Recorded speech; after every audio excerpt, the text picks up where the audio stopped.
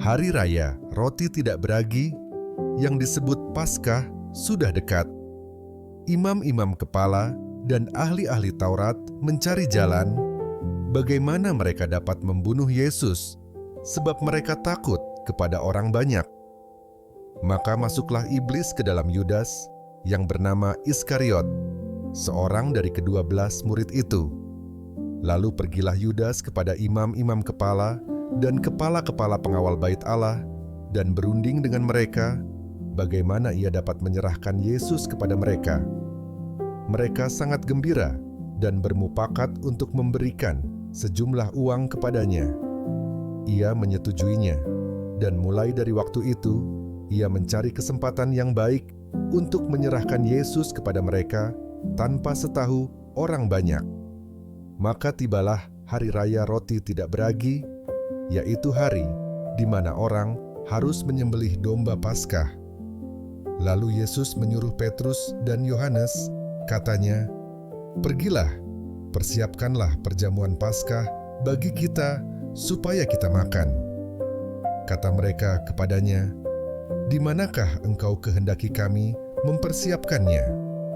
Jawabnya, "Apabila kamu masuk ke dalam kota, kamu akan bertemu dengan seorang yang membawa kendi berisi air. Ikutilah dia ke dalam rumah yang dimasukinya, dan katakanlah kepada tuan rumah itu, 'Guru bertanya kepadamu, di manakah ruangan tempat aku bersama-sama dengan murid-muridku akan makan Paskah?' Lalu orang itu akan menunjukkan kepadamu sebuah ruangan atas yang besar yang sudah lengkap. Disitulah kamu harus mempersiapkannya." Maka berangkatlah mereka, dan mereka mendapati semua seperti yang dikatakan Yesus kepada mereka. Lalu mereka mempersiapkan Paskah. Ketika tiba saatnya, Yesus duduk makan bersama-sama dengan rasul-rasulnya. Katanya kepada mereka, "Aku sangat rindu makan Paskah ini bersama-sama dengan kamu sebelum aku menderita. Sebab aku berkata kepadamu, aku tidak akan memakannya lagi sampai ia beroleh kegenapannya dalam kerajaan Allah." Kemudian ia mengambil sebuah cawan, mengucap syukur, lalu berkata, "Ambillah ini dan bagikanlah di antara kamu. Sebab aku berkata kepada kamu, mulai dari sekarang ini, aku tidak akan minum lagi hasil pokok anggur sampai kerajaan Allah telah datang." Lalu ia mengambil roti, mengucap syukur, memecah-mecahkannya, dan memberikannya kepada mereka. Katanya, "Inilah tubuhku yang diserahkan bagi kamu. Perbuatlah ini menjadi peringatan akan aku." Demikian juga dibuatnya dengan cawan sesudah makan. Ia berkata, "Cawan ini adalah perjanjian baru oleh darahku yang ditumpahkan bagi kamu. Tetapi lihat, tangan orang yang menyerahkan aku ada bersama dengan aku di meja ini. Sebab Anak Manusia memang akan pergi seperti yang telah ditetapkan, akan tetapi celakalah orang yang olehnya ia diserahkan." Lalu mulailah mereka mempersoalkan siapa di antara mereka yang akan berbuat demikian. Terjadilah juga pertengkaran di antara murid-murid Yesus, siapakah yang dapat dianggap terbesar di antara mereka. Yesus berkata kepada mereka, "Raja-raja bangsa-bangsa memerintah rakyat mereka, dan orang-orang yang menjalankan kuasa atas mereka disebut pelindung-pelindung. Tetapi kamu tidaklah demikian, melainkan yang terbesar di antara kamu hendaklah menjadi sebagai yang paling muda dan pemimpin sebagai pelayan. Sebab siapakah yang lebih besar, yang duduk makan atau yang melayani? Bukankah dia yang duduk makan? Tetapi aku ada di tengah-tengah kamu sebagai pelayan. Kamulah yang tetap tinggal bersama-sama dengan aku dalam segala pencobaan yang aku alami. Dan aku menentukan hak-hak kerajaan bagi kamu, sama seperti Bapakku menentukannya bagiku, bahwa kamu akan makan dan minum semeja dengan aku di dalam kerajaanku, dan kamu akan duduk di atas takhta untuk menghakimi kedua belas suku Israel.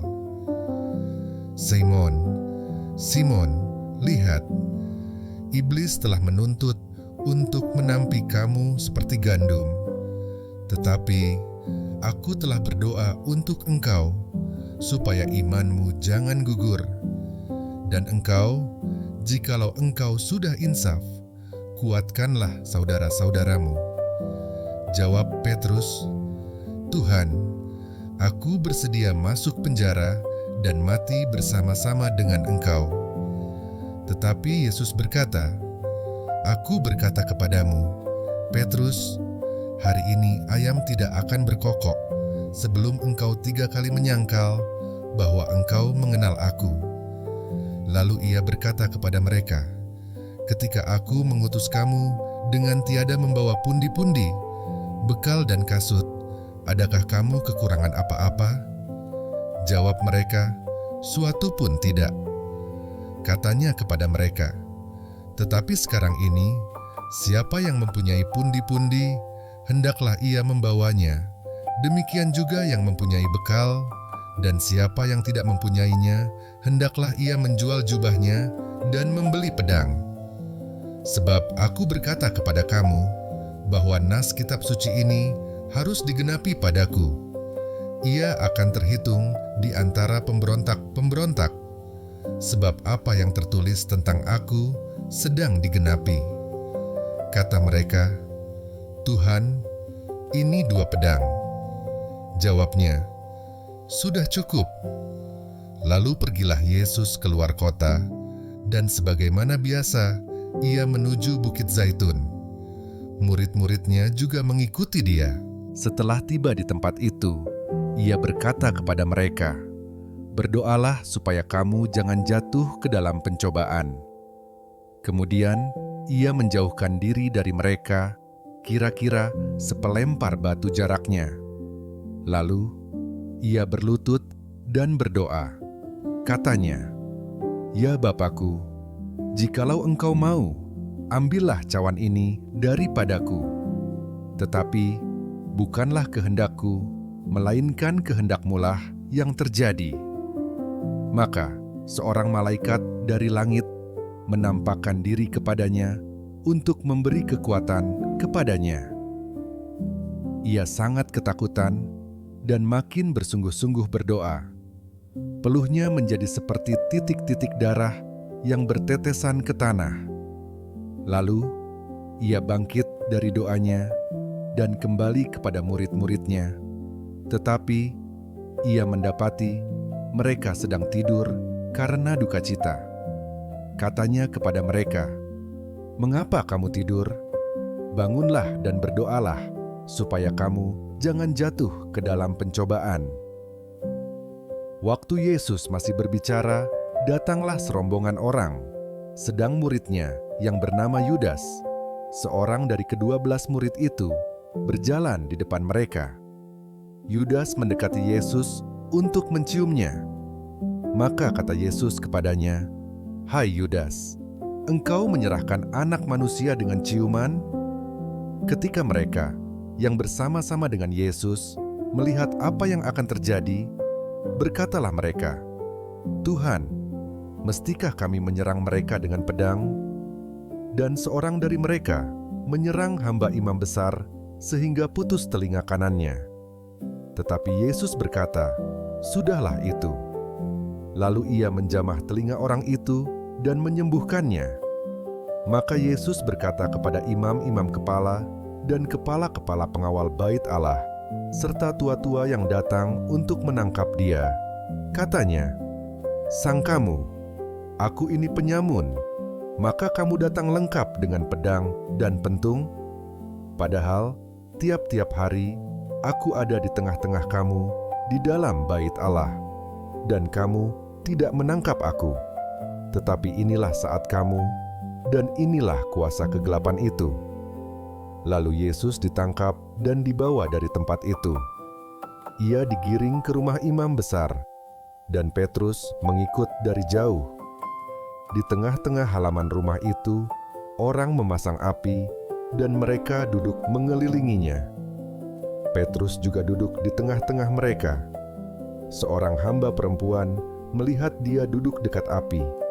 Ia mengamat-amatinya, lalu berkata, "Juga orang ini bersama-sama dengan dia." Tetapi Petrus menyangkal. Katanya, "Bukan, aku tidak kenal dia." Tidak berapa lama kemudian, seorang lain melihat dia, lalu berkata, "Engkau juga seorang dari mereka." Tetapi Petrus berkata, "Bukan, aku tidak." Dan kira-kira sejam kemudian seorang lain berkata dengan tegas, "Sungguh, orang ini juga bersama-sama dengan dia, sebab ia juga orang Galilea." Tetapi Petrus berkata, "Bukan, aku tidak tahu apa yang engkau katakan." Seketika itu juga, sementara ia berkata, berkokoklah ayam. Lalu berpalinglah Tuhan memandang Petrus. Maka teringatlah Petrus bahwa Tuhan telah berkata kepadanya, "Sebelum ayam berkokok pada hari ini, engkau telah 3 kali menyangkal aku." Lalu ia pergi keluar dan menangis dengan sedihnya. Dan orang-orang yang menahan Yesus mengolok-olokkan dia dan memukulinya. Mereka menutupi mukanya dan bertanya, "Cobalah katakan, siapakah yang memukul engkau?" Dan banyak lagi hujat yang diucapkan mereka kepadanya. Dan setelah hari siang, berkumpullah sidang para tua-tua bangsa Yahudi dan imam-imam kepala dan ahli-ahli Taurat. Lalu mereka menghadapkan dia ke mahkamah agama mereka. Katanya, "Jikalau engkau adalah Mesias, katakanlah kepada kami." Jawab Yesus, "Sekalipun aku mengatakannya kepada kamu, namun kamu tidak akan percaya. Dan sekalipun aku bertanya sesuatu kepada kamu, namun kamu tidak akan menjawab. Mulai sekarang, Anak Manusia sudah duduk di sebelah kanan Allah yang Maha Kuasa." Kata mereka semua, "Kalau begitu, engkau ini anak Allah?" Jawab Yesus, "Kamu sendiri mengatakan bahwa akulah anak Allah." Lalu kata mereka, "Untuk apa kita perlu kesaksian lagi? Kita ini telah mendengarnya dari mulutnya sendiri." Lalu bangkitlah seluruh sidang itu, dan Yesus dibawa menghadap Pilatus. Di situ mereka mulai menuduh dia. Katanya, "Telah kedapatan oleh kami bahwa orang ini menyesatkan bangsa kami dan melarang membayar pajak kepada Kaisar dan tentang dirinya. Ia mengatakan bahwa ia adalah Kristus, yaitu Raja." Pilatus bertanya kepadanya, "Engkaukah Raja orang Yahudi?" Jawab Yesus, "Engkau sendiri mengatakannya." Kata Pilatus kepada imam-imam kepala dan seluruh orang banyak itu, "Aku tidak mendapati kesalahan apapun pada orang ini." Tetapi mereka makin kuat mendesak, katanya, "Ia menghasut rakyat dengan ajarannya di seluruh Yudea. Ia mulai di Galilea dan sudah sampai ke sini." Ketika Pilatus mendengar itu, ia bertanya, "Apakah orang itu seorang Galilea?" Dan ketika ia tahu bahwa Yesus seorang dari wilayah Herodes, ia mengirim dia menghadap Herodes, yang pada waktu itu ada juga di Yerusalem. Ketika Herodes melihat Yesus, ia sangat girang, sebab sudah lama ia ingin melihatnya, karena ia sering mendengar tentang dia. Lagi pula, ia mengharapkan melihat bagaimana Yesus mengadakan suatu tanda. Ia mengajukan banyak pertanyaan kepada Yesus, tetapi Yesus tidak memberi jawaban apapun. Sementara itu, imam-imam kepala dan ahli-ahli Taurat maju ke depan. dan melontarkan tuduhan-tuduhan yang berat terhadap dia. Maka mulailah Herodes dan pasukannya menista dan mengolok-olokkan dia. Ia mengenakan jubah kebesaran kepadanya, lalu mengirim dia kembali kepada Pilatus. Dan pada hari itu juga bersahabatlah Herodes dan Pilatus. Sebelum itu mereka bermusuhan. Lalu Pilatus mengumpulkan imam-imam kepala dan pemimpin-pemimpin serta rakyat, dan berkata kepada mereka, "Kamu telah membawa orang ini kepadaku sebagai seorang yang menyesatkan rakyat. Kamu lihat sendiri bahwa aku telah memeriksanya, dan dari kesalahan-kesalahan yang kamu tuduhkan kepadanya, tidak ada yang kudapati padanya. Dan Herodes juga tidak, sebab ia mengirimkan dia kembali kepada kami. Sesungguhnya tidak ada suatu apapun yang dilakukannya yang setimpal dengan hukuman mati. Jadi aku akan menghajar dia, lalu melepaskannya, sebab ia wajib melepaskan seorang bagi mereka pada hari raya itu." Tetapi mereka berteriak bersama-sama, "Enyahkanlah dia, lepaskanlah Barabas bagi kami." Barabas ini dimasukkan ke dalam penjara berhubung dengan suatu pemberontakan yang telah terjadi di dalam kota dan karena pembunuhan. Sekali lagi Pilatus berbicara dengan suara keras kepada mereka, karena ia ingin melepaskan Yesus. Tetapi mereka berteriak membalasnya, katanya, "Salibkanlah dia, salibkanlah dia." Kata Pilatus untuk ketiga kalinya kepada mereka, "Kejahatan apa yang sebenarnya telah dilakukan orang ini? Tidak ada suatu kesalahan pun yang kudapati padanya, yang setimpal dengan hukuman mati. Jadi aku akan menghajar dia, lalu melepaskannya." Tetapi dengan berteriak, mereka mendesak dan menuntut supaya ia disalibkan, dan akhirnya mereka menang dengan teriak mereka.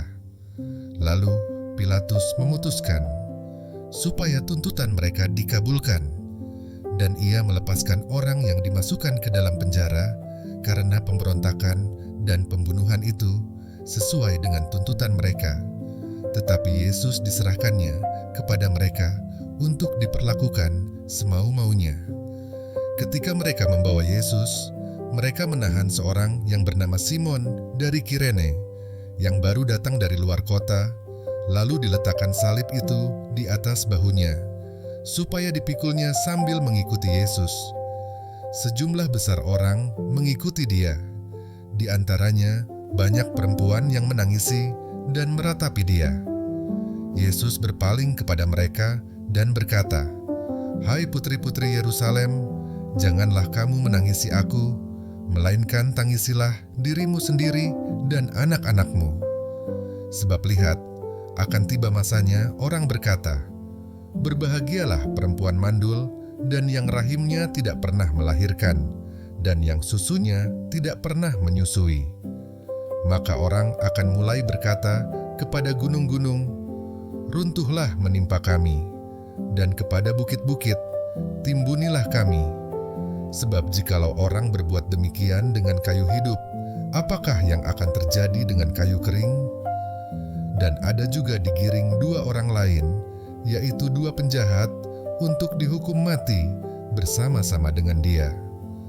Ketika mereka sampai di tempat yang bernama Tengkorak, mereka menyalibkan Yesus di situ dan juga kedua orang penjahat itu, yang seorang di sebelah kanannya dan yang lain di sebelah kirinya. Yesus berkata, "Ya Bapa, ampunilah mereka, sebab mereka tidak tahu apa yang mereka perbuat." Dan mereka membuang undi untuk membagi pakaiannya. Orang banyak berdiri di situ dan melihat semuanya. Pemimpin-pemimpin mengejek dia, katanya, "Orang lain, ia selamatkan. Biarlah sekarang ia menyelamatkan dirinya sendiri, jika ia adalah Mesias, orang yang dipilih Allah." Juga prajurit-prajurit mengolok-olokkan dia. Mereka mengunjukkan anggur asam kepadanya dan berkata, "Jika engkau adalah raja orang Yahudi, selamatkanlah dirimu." Ada juga tulisan di atas kepalanya, "Inilah raja orang Yahudi." Seorang dari penjahat yang digantung itu menghujat dia. Katanya, "Bukankah engkau adalah Kristus? Selamatkanlah dirimu dan kami."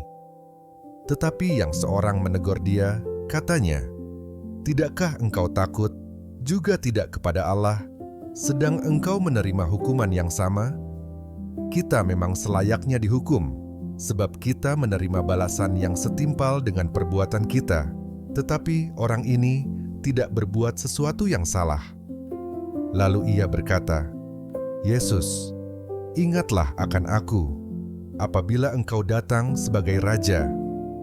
Kata Yesus kepadanya, "Aku berkata kepadamu, sesungguhnya hari ini juga engkau akan ada bersama-sama dengan aku di dalam Firdaus." Ketika itu, hari sudah kira-kira jam 12.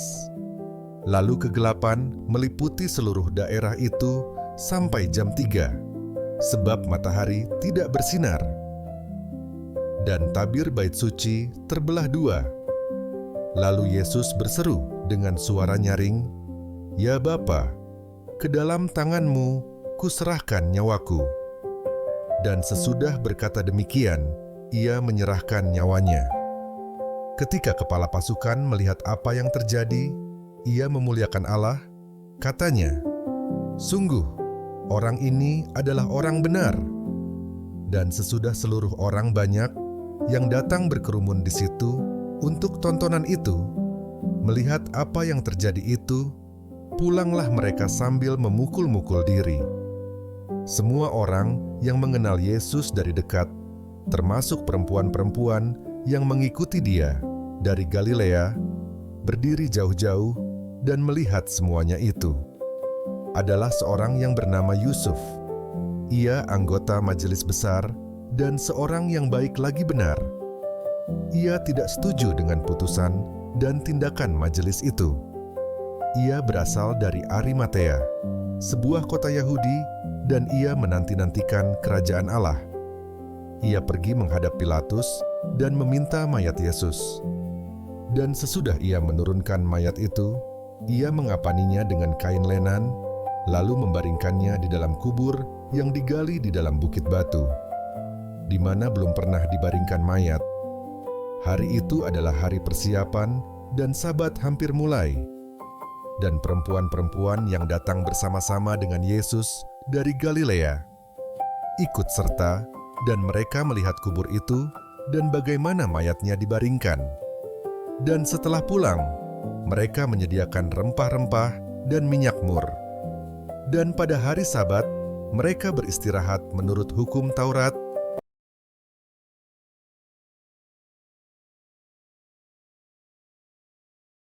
Tetapi pagi-pagi benar, pada hari pertama minggu itu, mereka pergi ke kubur, membawa rempah-rempah yang telah disediakan mereka. Mereka mendapati batu sudah terguling dari kubur itu. Dan setelah masuk, mereka tidak menemukan mayat Tuhan Yesus. Sementara mereka berdiri termangu-mangu karena hal itu, tiba-tiba ada dua orang berdiri dekat mereka memakai pakaian yang berkilau-kilauan. Mereka sangat ketakutan dan menundukkan kepala. Tetapi kedua orang itu berkata kepada mereka, "Mengapa kamu mencari Dia yang hidup di antara orang mati? Ia tidak ada di sini, Ia telah bangkit. Ingatlah apa yang dikatakannya kepada kamu ketika Ia masih di Galilea, yaitu bahwa Anak Manusia harus diserahkan ke tangan orang-orang berdosa dan disalibkan, dan akan bangkit pada hari yang ketiga." Maka teringatlah mereka akan perkataan Yesus itu. Dan setelah mereka kembali dari kubur, mereka menceritakan semuanya itu kepada ke-11 murid dan kepada semua saudara yang lain.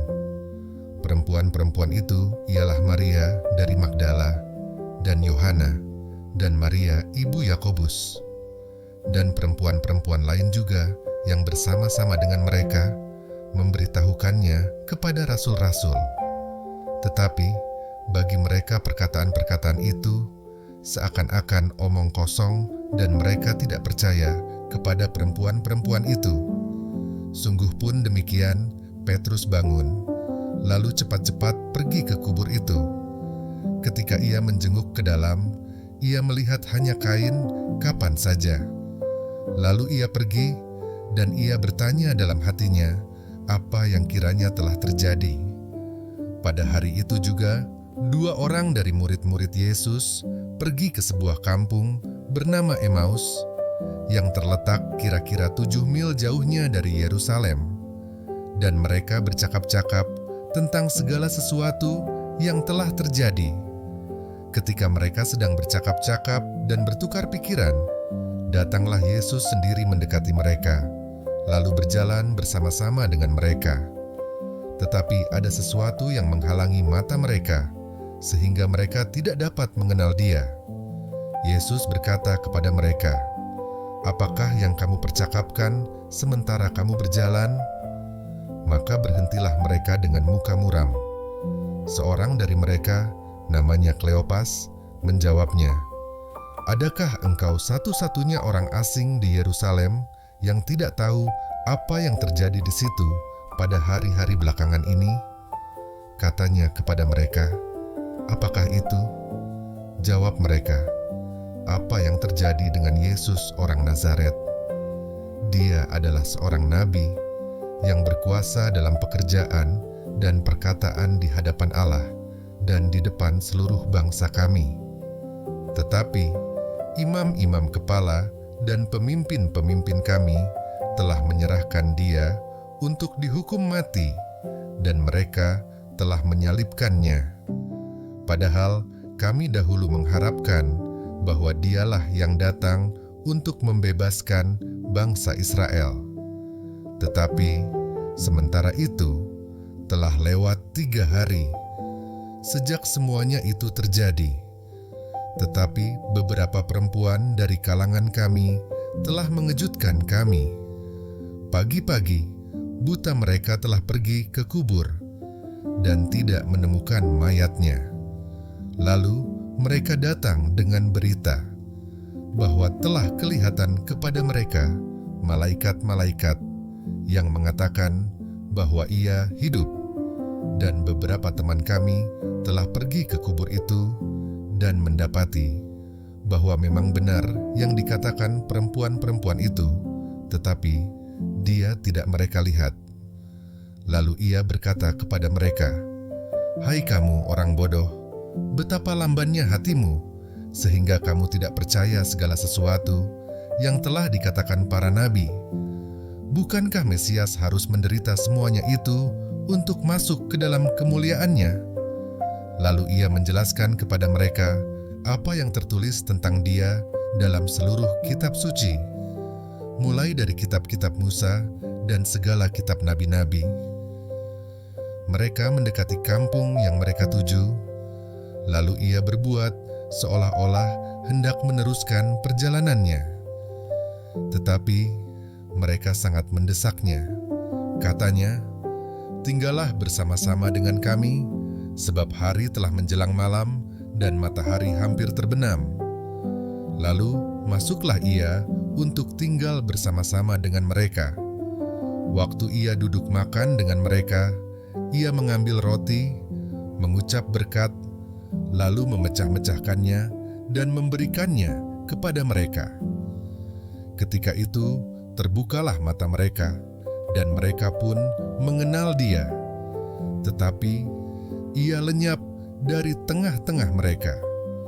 Kata mereka seorang kepada yang lain, "Bukankah hati kita berkobar-kobar ketika ia berbicara dengan kita di tengah jalan, dan ketika ia menerangkan kitab suci kepada kita?" Lalu bangunlah mereka dan terus kembali ke Yerusalem. Di situ mereka mendapati ke-11 murid itu.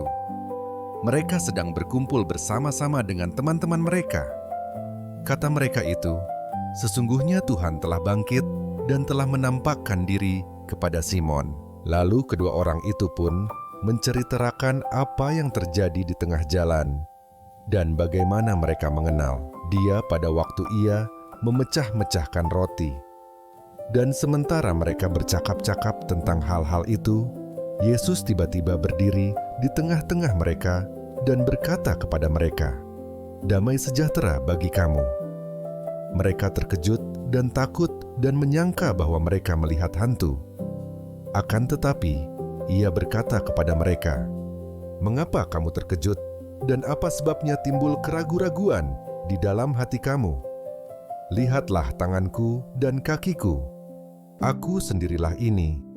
Rabalah aku dan lihatlah, karena hantu tidak ada daging dan tulangnya, seperti yang kamu lihat ada padaku." Sambil berkata demikian, Ia memperlihatkan tangan dan kakinya kepada mereka. Dan ketika mereka belum percaya karena girangnya dan masih heran, berkatalah Ia kepada mereka, "Adakah padamu makanan di sini?" Lalu mereka memberikan kepadanya sepotong ikan goreng. Ia mengambilnya dan memakannya di depan mata mereka. Ia berkata kepada mereka, "Inilah perkataanku yang telah kukatakan kepadamu ketika aku masih bersama-sama dengan kamu, yakni bahwa harus digenapi semua yang ada tertulis tentang aku dalam kitab Taurat Musa dan kitab Nabi-Nabi dan kitab Mazmur." Lalu Ia membuka pikiran mereka, sehingga mereka mengerti kitab suci. Katanya kepada mereka, "Ada tertulis demikian, Mesias harus menderita dan bangkit dari antara orang mati pada hari yang ketiga. Dan lagi, dalam namanya, berita tentang pertobatan dan pengampunan dosa harus disampaikan kepada segala bangsa, mulai dari Yerusalem. Kamu adalah saksi dari semuanya ini, dan aku akan mengirim kepadamu apa yang dijanjikan Bapa-Ku. Tetapi kamu harus tinggal di dalam kota ini sampai kamu diperlengkapi dengan kekuasaan dari tempat tinggi." Lalu Yesus membawa mereka keluar kota sampai dekat Betania. Di situ, Ia mengangkat tangannya dan memberkati mereka. Dan ketika Ia sedang memberkati mereka, Ia berpisah dari mereka dan terangkat ke sorga. Mereka sujud menyembah kepadanya. Lalu mereka pulang ke Yerusalem dengan sangat bersukacita. Mereka senantiasa berada di dalam bait Allah dan memuliakan Allah.